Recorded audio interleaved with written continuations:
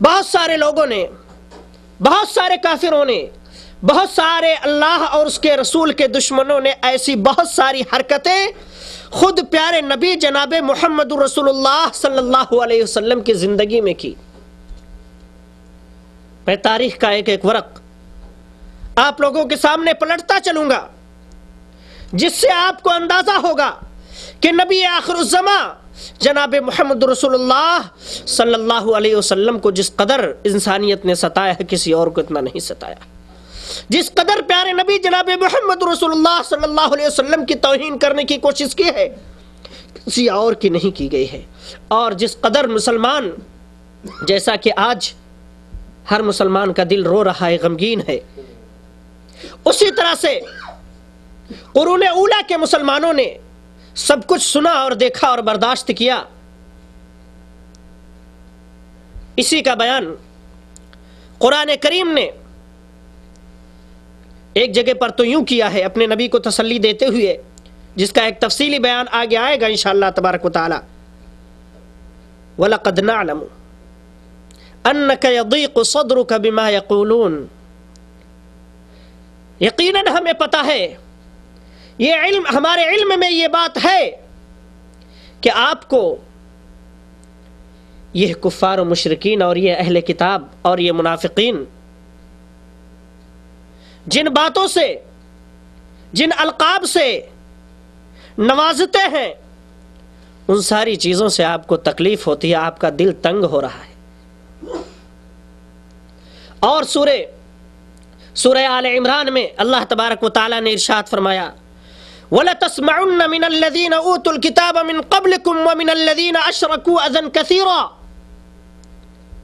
کہ اے مسلمانوں، تم ضرور بالضرور اہل کتاب سے اور اسی طرح سے مشرکین سے بہت ساری باتیں، تکلیف دہ باتیں اپنے کانوں سے سنو گے، جو تمہیں تکلیف دے گی۔ تو یہ تو باطل کی ابتدائے آفرینش سے ہی سنت اور طریقہ رہا ہے کہ اہل حق اور اہل ایمان کو تکلیف پہنچایا جائے جس طریقے سے بھی ممکن ہو۔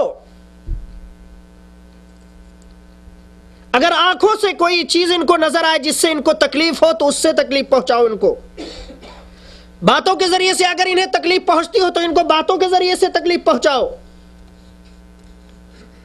اور جس شکل سے ممکن ہو انہیں تکلیف پہنچانے کی کوشش کرو۔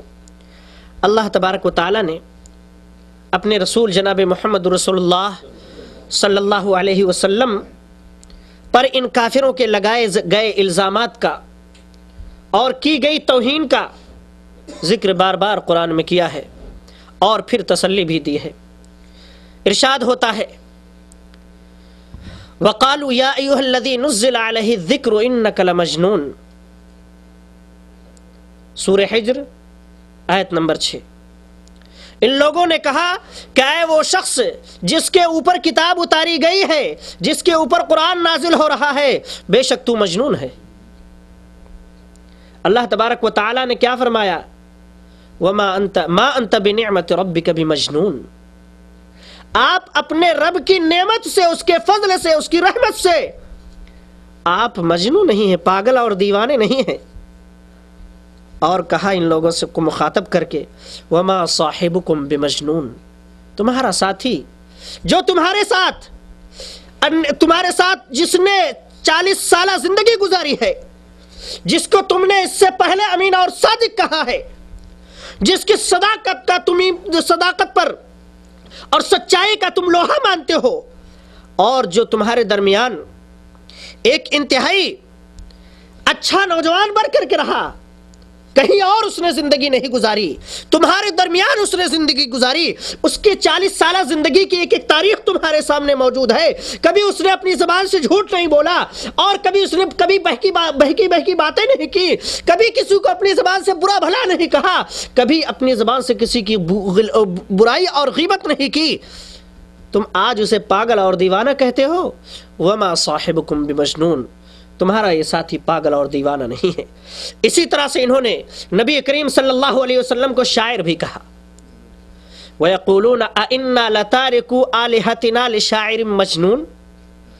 صافات آیت نمبر 36. یہ لوگ کہتے ہیں کہ کیا ہم اپنے معبودوں کو ایک شاعر اور مجنوں کے کہنے کی وجہ سے، اس کے لا الہ الا اللہ محمد رسول اللہ کا اقرار کرانے کی وجہ سے ہم چھوڑ دیں؟ یہ ایسا ہرگز نہیں ہو سکتا ہے. شاعر کہا نبی صلی اللہ علیہ وسلم کو، لیکن اللہ تبارک و تعالی نے کیا فرمایا؟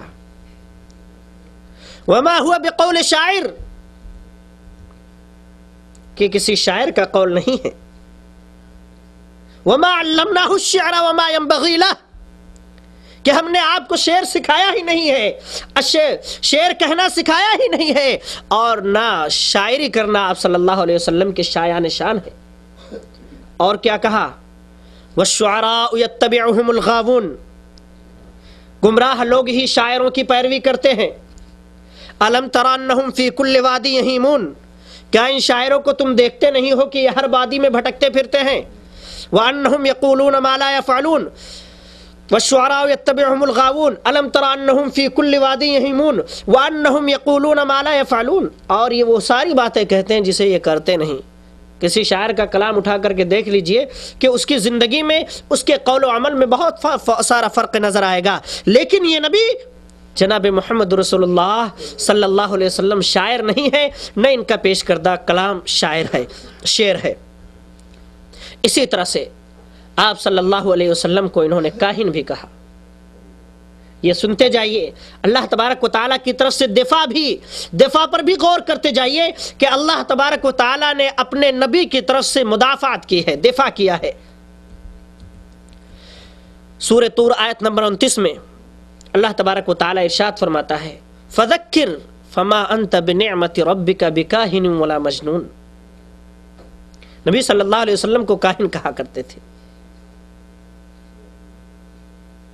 اللہ تبارک و تعالیٰ فرماتا ہے کہ آپ کو جس بات کا حکم دیا گیا ہے، جس نصیحت کے لیے آپ کو بھیجا گیا ہے، جو امانت اور رسالت کا پیغام آپ کو دیا گیا ہے، آپ اسے لوگوں تک پہنچائیں. آپ اپنے رب کی نعمت کی وجہ سے نہ تو کاہن ہیں اور نہ تو مجنون ہیں.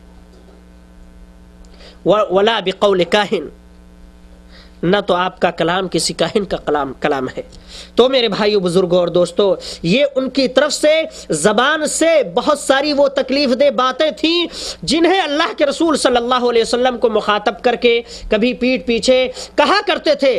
اور وہ واقعہ تو آپ کو شاید یاد ہوگا، جیسا کہ ایک صحابی روایت کرتے ہیں کہ میں نے دیکھا کہ ایک شخص سے آگے جا رہا ہے اور کہتا ہے کہ اے لوگو، یا ایھا الناس قولوا لا الہ الا اللہ تفلحوا، اے لوگو لا الہ الا اللہ کہہ لو، کامیاب ہو جاؤ گے. ایک اللہ کی عبادت کا، ایک اللہ کی الوہیت کا اقرار کر لو، کامیابی تمہارا مقدر بن جائے گی. پھر میں نے دیکھا کہ اس شخص کے پیچھے ایک دوسرا شخص لگا ہوا ہے جو اسے پتھر سے مارتا جا رہا ہے اور کہتا جا رہا ہے کہ یہ پاگل ہے، یہ دیوانہ ہے، یہ مجنون ہے، یہ شاعر ہے، یہ کاہن ہے. اس کی باتیں نہ سنو. وہ کون تھا؟ آپ کا سگا چچا ابو لہب تھا. میرے بھائیو، بزرگوں اور دوستو، اسی طرح سے انہوں نے ایک اور بہتان، ایک اور الزام آخری نبی، ہدایت لانے والے، رہنمائی لانے والے، اور اسی طرح سے لوگوں کی فلاح و کامرانی کی خوشخبری لانے والے شخص کو ایک اور الزام سے یہ لوگ نوازتے ہیں. کیا کہتے ہیں؟ کہ یہ محمد صلی اللہ علیہ وسلم، ان کے اوپر شیاطین نازل ہوتے ہیں اور وہ سکھا جاتے ہیں، جسے یہ بنا کر کے لوگوں کے سامنے پیش کر دیتے ہیں. کیا انہوں نے کیا کہا؟ جس کا رد قرآن کریم نے یوں کیا وما تنزلت به الشیاطین وما ينبغی لهم وما يستطيعون، کہ لوگ، کہ اللہ کے رسول صلی اللہ علیہ وسلم پر جو کلام نازل ہوا ہے وہ شیطانوں کا نازل کردہ نہیں ہے. اور پھر اس کے بعد اللہ تبارک و تعالی نے اسی صورت کے اندر، سورہ شعراء کے اندر فرمایا قل هل انبئکم علی من تنزل الشیاطین، کیا میں نہ تمہیں بتاؤں، کیا تمہیں خبر نہ دے دوں کہ شیاطین ابلیس کے چیلے